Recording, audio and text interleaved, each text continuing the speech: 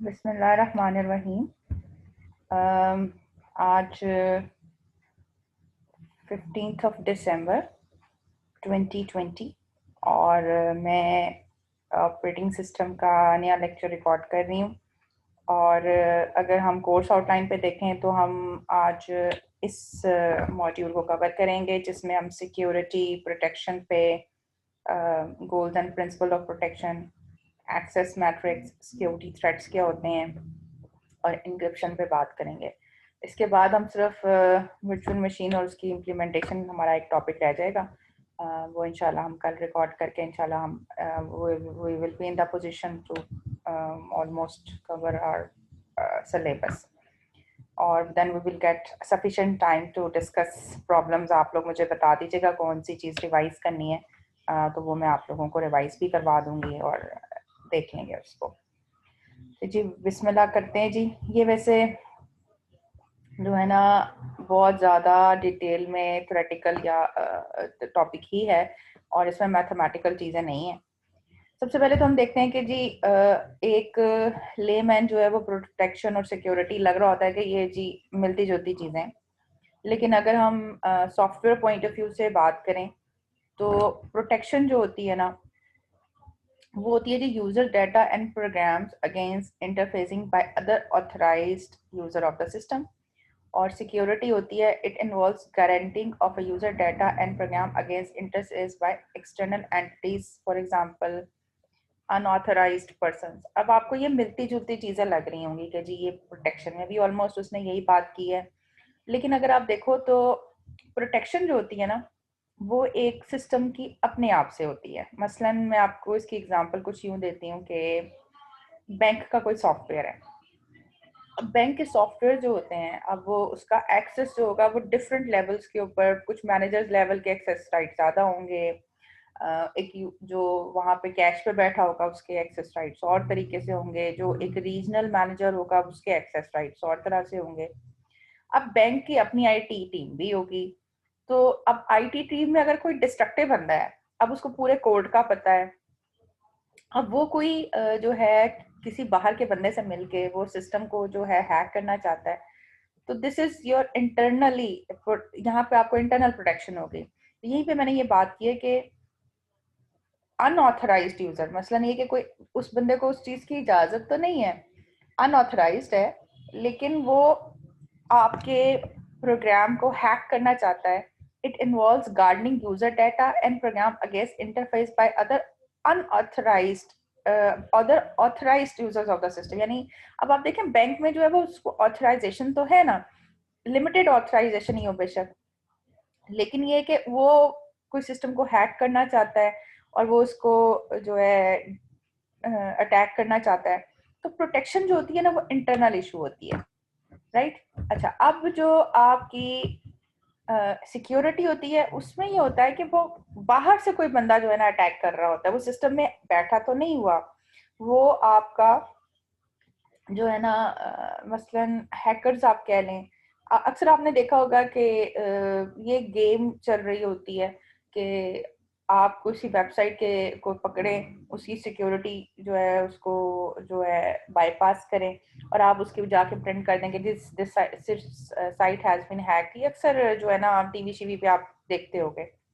तो प्रोटेक्शन जो होती है वो इंटरनल इशू होता है और सिक्योरिटी जो है वो एक्सटर्नल इशू होता है। इंटरनल इशू से मुराद ये कि वो बंदा जो है सिस्टम के अंदर बैठा हुआ है, ऑथराइज्ड है, लिमिटेड ऑथराइजेशन है और वो उसके अंदर डिस्ट्रक्शन क्रिएट करना चाहता है। अब मसलन मैं आपको इसकी और एग्जांपल यूं देती हूँ कि अब आप विंडोज बनाते हो, अब आप उसके एडमिन हो और आप जो हो आप 2-3 यूजर्स बना देते हो। अब यूजर्स की आपने राइट रिस्ट्रिक्ट करनी है, तो राइट इस तरीके से रिस्ट्रिक्ट किए हैं कि जी आपका जो है एक बंदा जो है वो सॉफ्टवेयर इंस्टॉल नहीं कर सकता, दूसरा ये कि सिर्फ रीड कर सकता है डॉक्यूमेंट, उसको मॉडिफाई नहीं कर सकता। तो अब आपने उसके राइट रिस्ट्रिक्ट करनी है, लेकिन आपका जो है देर आर मल्टीपल वेज जिसमें जो यूजर है वो इंटरनली, क्योंकि आपने उसको ऑथराइज तो किया हुआ ना उस लैपटॉप को या डेस्कटॉप को डाटा इस्तेमाल करने का, तो वो जो है बैठ के उस डाटा को कुछ ना कुछ 100 तरीके होते हैं जिससे डाटा मॉडिफिकेशन हो सकती है, वो उसको अप्लाई करने की कोशिश करें। अच्छा जी, दूसरा पॉइंट ये है कि जी providing mechanism for controlling the access to program process user to a resource. ये हमें प्रोटेक्शन जो होती है ना, ये हमें ऐसा सेफ मैकेनिज्म प्रोवाइड करना होता है कि आपका जो प्रोग्राम है, प्रोसेस है या यूजर के रिसोर्सेज हैं वो लिमिटेड हो जाएं। और सिक्योरिटी जो होती है वो एक्सटर्नल लोगों से हमने अपने आप को बचाना होता है। इसके लिए हम फायरवॉल का इस्तेमाल करते हैं, अपने डाटा को इनक्रिप्ट कर देते हैं। जैसे आपने इसको हम डिटेल में आगे जाके देखते हैं। ठीक है जी, प्रोटेक्शन की अब मैंने आपको थोड़ी सी बात बता दी कि operating system manage collection of objects, hardware and software. Each object has unique name, can be access through well defined set of operations.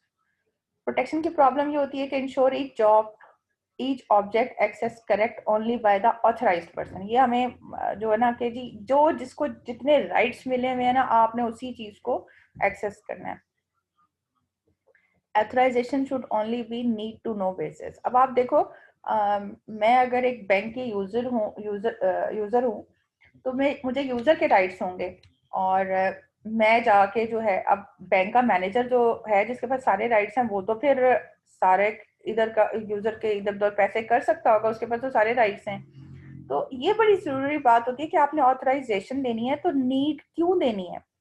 अब मैं आपको एक और एग्जांपल देती हूँ कि फॉर एग्जांपल अगर एक टीचर है, उसने अपना रिजल्ट सबमिट करवा दिया। अब प्रिंसिपल के पास राइट्स हैं कि वो उसको व्यू कर सकता है।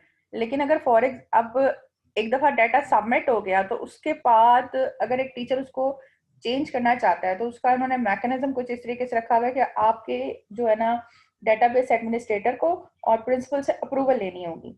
जब अप्रूवल लेनी होगी तो क्या होगा कि वो सबके नोटिस में आ जाएगा कि क्यों वो लेना चाह रहा है। मतलब मेरी ये कि रिजल्ट गलत एंटर हो गया और मैं उसको रीमॉडिफाई करना चाहती हूँ, तो डेफिनेटली वो प्रोटेक्शन जो है ना कि किस बेसिस पे मुझे वो चीज अलाउड की गई है। उसके बाद ये होता है कि हर बंदे को राइट्स जब दिए जाते हैं ना तो इसे डोमेन मैट्रिक्स कहते हैं। मसलन ये कि एक मैंने डोमेन बनाई। डोमेन होता है कि जो मुझे, मैं जिसकी बाउंड्री में रहूंगी। मसलन ये कि मैंने कहा जी एक यूजर है जिसको मैंने रीड और राइट्स के राइट्स दिए हुए हैं, एक और यूजर है उसको रीड और राइट्स के राइट दिए हुए हैं, लेकिन एक और यूजर है जिसको मैंने सिर्फ एग्जीक्यूशन के राइट्स दिए हुए हैं। और इस तरीके से मैं जो है ना और भी कर सकती हूँ कि किसी की डोमेन इस तरीके से सेट कर सकती हूँ कि ये सिर्फ राइट कर सकता है, ये D3 एक्सक्लूसिवली एग्जीक्यूटर राइट कर सकता है, और ये दोनों जो है ना वो कॉमन प्रिंटर से प्रिंट कर सकते हैं। अब ये मुझे ना हर बंदे के जाके राइट्स को फिक्स करना पड़ेगा जो कि मेरा अंदर का बंदा है, और ये प्रोटेक्शन के अंदर होता है कि मैं किसको रीडिंग के राइट्स दे रही हूँ, किसको प्रिंट के राइट्स दे रही हूँ, किसको एग्जीक्यूशन के राइट्स दे रही हूँ, किसको इंस्टॉलेशन के राइट्स दे रही हूँ। तो ये एक डोमेन स्ट्रक्चर पूरा बनता है। ये स्टैटिक भी हो सकता है, डायनेमिक भी हो सकता है। स्टैटिक का मतलब ये कि आप पहले से ही फिक्स कर दो। डायनेमिक का मतलब है कि रन टाइम पे आप नीड बेस्ड जो है ना उसको चेंज कर लो।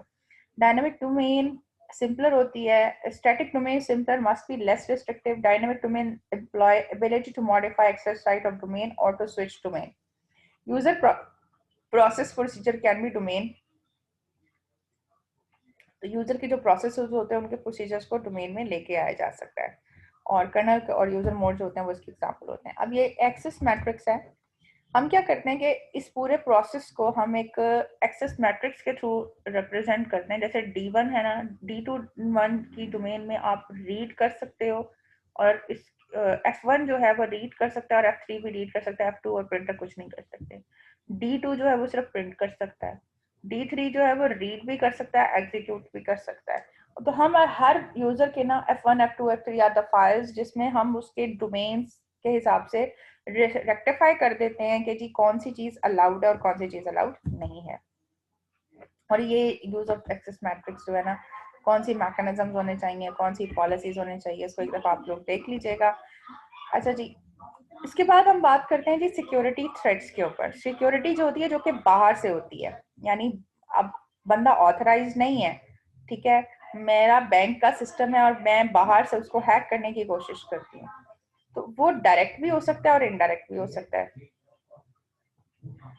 डायरेक्ट का मतलब तो जैसे आपको समझ आ रहा है, जैसे कि नाम से ही जाहिर है कि जो है ना आप डायरेक्टली उसको हैक करने की कोशिश करते हो। इनडायरेक्ट का मतलब ये होता है कि आपने कोई फाइल बना ली है डिस्ट्रक्टिव किस्म की, और वो आप किसी भी तरीके से उस सिस्टम तक पहुंचाते हो, और उसको फिर सारा कंट्रोल जो होता है ना वो आप अपने पास ले आते हो। इसका मैं आपको एग्जांपल कुछ यूँ दूंगी कि आजकल ये होता है कि जैसे डिफरेंट फॉर्म्स खुलते हैं, अब वो क्या होता है कि वो बिल्कुल वो उस फॉर्म्स का जैसे पासवर्ड हो गया, जैसे आपकी हॉटमेल की विंडो खुलती है, अब हॉटमेल की विंडो जो है आप उसके ऊपर कोई अपनी विंडो बना लो, और ये है कि अपनी विंडो से डाटा जो है ना वो कैप्चर कर लो, और या फिर ये कि कोई फाइल जो है इस तरीके से आप कम्युनिकेट कर दो अपने फ्रेंड को या किसी और बंदे को कि जी इस फाइल को ओपन करें, और वो जब फाइल ओपन हो तो वो सारा सिस्टम का कंट्रोल, तो वो इनडायरेक्ट कंट्रोल जो होता है अपने पास ले लेती है।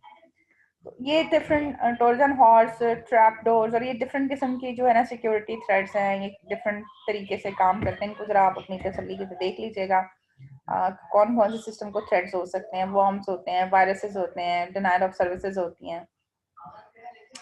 इस तरीके से अब जो सिक्योरिटी से हमने एक दूसरे से बचना होता है ना, तो हमारे पास एक अच्छा तरीका ये होता है कि हम इसको इनक्रिप्ट करके डाटा जो है ना एक सिस्टम से दूसरे सिस्टम में डालें। वो जैसे अब आप आजकल व्हाट्सएप यूज करते हो, this is end to end encrypted, यानी आप इससे जो है ये बड़ा आपने आजकल सुना होगा कि जी सारा एफबीआई कंट्रोल कर रहा होता है ये वो।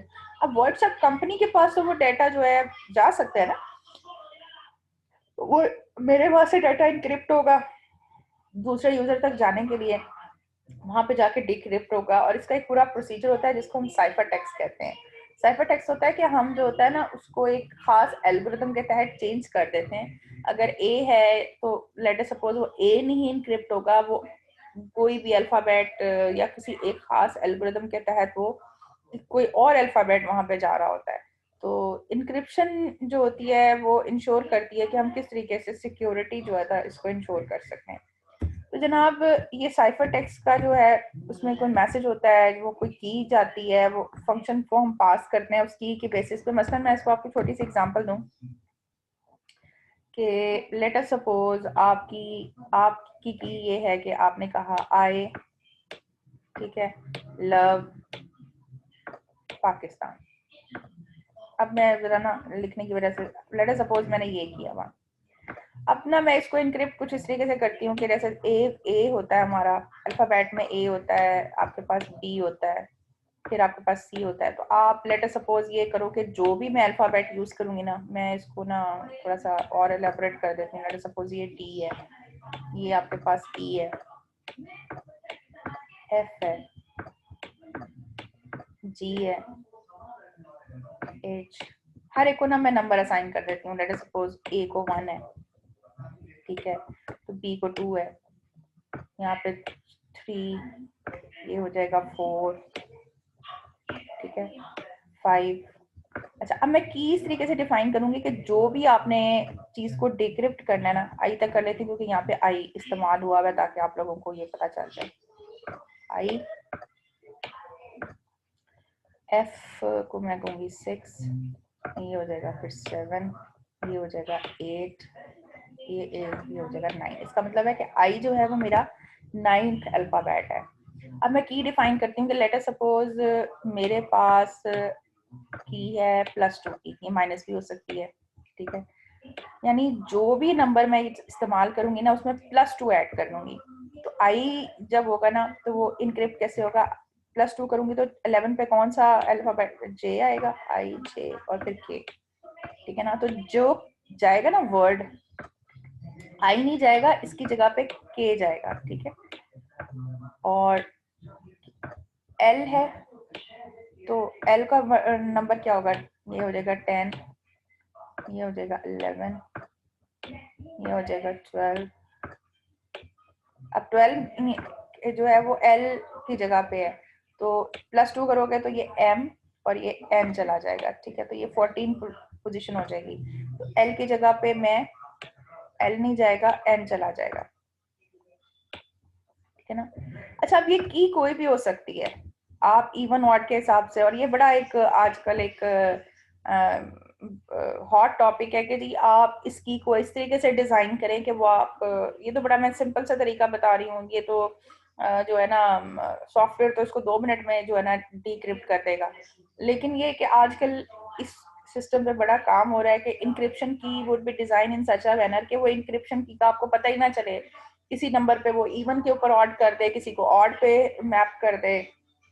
तो इस तरीके से एक की डिफाइन की जाती है जो फिर मैसेज को, जो ओरिजिनल मैसेज होता है, जैसे मैंने कहा था आई लव पाकिस्तान, तो ये आई लव को इस तरीके से इनक्रिप्ट करेगी यूजिंग दैट की कि वो आई लव नहीं जाएगा, तो के स्पेस ओ की जगह पे MN ओ अब यहाँ पे आएगा, तो ओ की होगी 13 14 15, तो इस 17 position O P P Q, तो ओ की जगह पे क्या जाएगा, वी की जगह पे क्या जाएगा, तो वो जो मैसेज है ना वो डीक्रिप्ट होके जाता है, और फिर हम साथ में की भेज देते हैं, और at the point of receiving the message ये जो है की भी जाती है और वो मैसेज भी जाता है, और फिर हम उसको डीक्रिप्ट करते हैं। तो जब डीक्रिप्ट करेंगे तो यही चीज जो है वो -2 पे अप्लाई होगी, यानी जो जो अल्फाबेट होगा उस पर -2 पे अप्लाई होगी, और ये वाला जो मैसेज जो गया होगा इनिशियली वो डीक्रिप्ट हो जाएगा। तो ये एक सिक्योरिटी का मैकेनिज्म है, ये इसको देख लीजिएगा कि एग्जामिनेशन पॉइंट ऑफ व्यू से जरा देख लीजिएगा इस तरीके से कि आपके पास अगर ये क्वेश्चन आ रहा है तो बेसिकली सिक्योरिटीज क्या होती हैं, कौन कौन से तरीके होते हैं जो कि सिक्योरिटी को थ्रेट्स करते हैं, जिसमें मैंने आपको बता दिया कि डायरेक्ट और इनडायरेक्ट अटैक्स हैं, जिसमें ये आपके पास ट्रोजन हॉर्स होते हैं, ट्रैप डोर्स होते हैं, स्टैक एंड बफर ओवरफ्लोज हो जाते हैं, और इसके अलावा आपके वॉर्म्स होते हैं, आपके वायरसेस होते हैं, और डिनाइल ऑफ सर्विसेज होती हैं जो कि सिक्योरिटी को आपके थ्रेट होती हैं। So this is a very minor सा टॉपिक था, थ्योरेटिकल था, इसमें कोई, मैंने आपको बता दिया कि एक्सेस मैट्रिक्स कैसे बनाते हैं, प्रोटेक्शन क्यों जरूरी होती है, सिक्योरिटी थ्रेट्स क्या होते हैं, और इंक्रिप्शन को भी मैंने ब्रीफली आप लोगों को, encryption itself is a huge discipline nowadays, इस पर बहुत ज़्यादा काम हो रहा है, तो मैंने इसको ब्रीफली आप लोगों को बता दिया। आई होप कि आपको समझ आ गई होगी। आज का लेक्चर यहाँ पे मैं वाइंड अप करती हूँ। आई होप कि आपको समझ आ गई होगी। अगर आपके कोई क्वेश्चंस हैं तो मोस्ट वेलकम, आप वॉइस टेक्स्ट में मुझे कर दीजिएगा, I will happy to answer it. Thank you so much.